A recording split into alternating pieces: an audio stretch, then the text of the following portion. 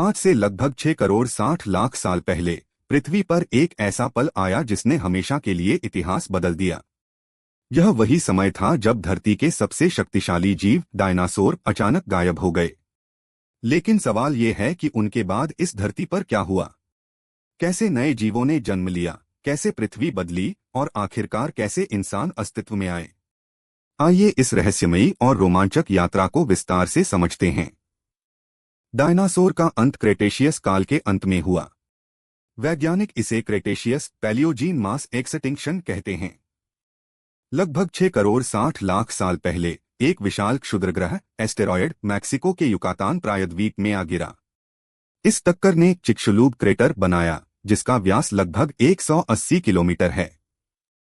इस टक्कर की शक्ति इतनी थी कि यह लाखों परमाणु बमों के बराबर थी। धरती हिल गई, समुद्र में सुनामी उठी, आसमान धूल और राख से भर गया। सूरज की रोशनी धरती तक नहीं पहुंच पाई।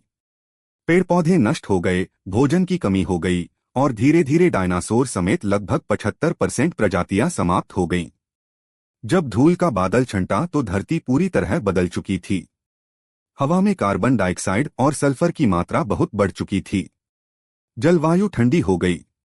पौधे और पेड़ बड़ी संख्या में मर चुके थे। डायनासोर जैसे विशाल जीव अब धरती पर नहीं थे।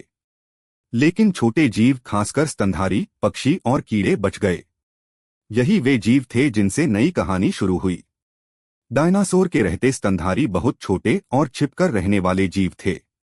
वे रात को ही सक्रिय रहते थे और बड़े शिकारी से बचते थे। लेकिन जैसे ही डायनासोर खत्म हुए, इन छोटे जीवों के सामने नया अवसर आया। अब उनके पास खुला आसमान, जंगल और भोजन उपलब्ध था। धीरे धीरे यही छोटे स्तनधारी विकसित होकर बड़े रूपों में बदलने लगे। इन्हीं में से आगे चलकर बंदर, प्राइमेट्स और आखिरकार इंसान का उदय हुआ। डायनासोर के करीबी रिश्तेदार पक्षी थे। वे भी इस तबाही में पूरी तरह नष्ट नहीं हुए। कुछ प्रजातियां बचीं और आगे चलकर विकसित होती गईं। इसी तरह पौधों की भी नई किस्में उभरीं। फूलदार पौधे एंजियोस्पर्म्स तेजी से फैले और पूरी धरती पर हरे भरे जंगल बन गए। इस हरियाली ने आगे के जीवों को जीवन दिया। डायनासोर के बाद के युग में धरती के महाद्वीप भी बदल रहे थे। गोंडवाना और लॉरेशिया जैसे सुपर कॉन्टिनेंट अलग हो रहे थे। अफ्रीका, एशिया, अमेरिका, यूरोप और अंटार्कटिका धीरे धीरे अपनी जगह पर खिसक रहे थे। इससे महासागर के रास्ते बने, नदियां बनी और नई पर्वत श्रृंखलाएं उठीं। हिमालय भी इसी प्रक्रिया से बना। कभी गर्म जलवायु रही तो कभी बर्फ युग आया। इन बदलावों ने धरती पर जीव जंतुओं की दिशा ही बदल दी। लगभग 25 लाख साल पहले धरती पर बर्फ युग शुरू हुआ। इस समय धरती का बड़ा हिस्सा बर्फ से ढक गया। बर्फ युग में मैमथ, साबरटूथ टाइगर और विशाल हिरण जैसे जानवर पाए जाते थे। इन्हीं कठिन परिस्थितियों में इंसान के पूर्वजों ने जीना सीखा, आग का इस्तेमाल करना सीखा और उपकरण बनाए। लगभग 20 लाख साल पहले अफ्रीका में होमो हैबिलिस नाम के शुरुआती मानव जैसे जीव प्रकट हुए। फिर होमो इरेक्टस आया जिसने आग का प्रयोग किया और शिकार करना सीखा।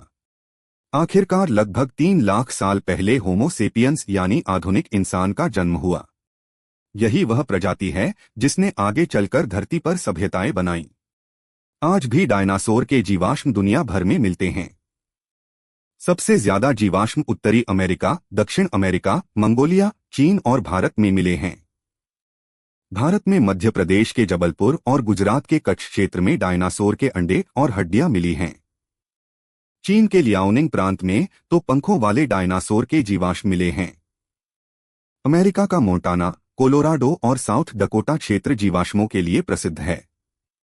अगर आप डायनासोर के जीवाश्म देखना चाहें तो दुनिया भर के कई संग्रहालयों में जा सकते हैं। न्यूयॉर्क का American museum of natural history, London का नेचुरल हिस्ट्री म्यूजियम, पेरिस का national museum of natural history, Bharat में कोलकाता का इंडियन म्यूजियम और भोपाल का राज्य संग्रहालय। इन जगहों पर आपको असली डायनासोर की हड्डियां, उनके अंडे और पूरे के पूरे ढांचे देखने को मिलेंगे। तो दोस्तों, डायनासोर का अंत एक त्रासदी थी, लेकिन उसी ने धरती पर नई जिंदगी की नींव रखी।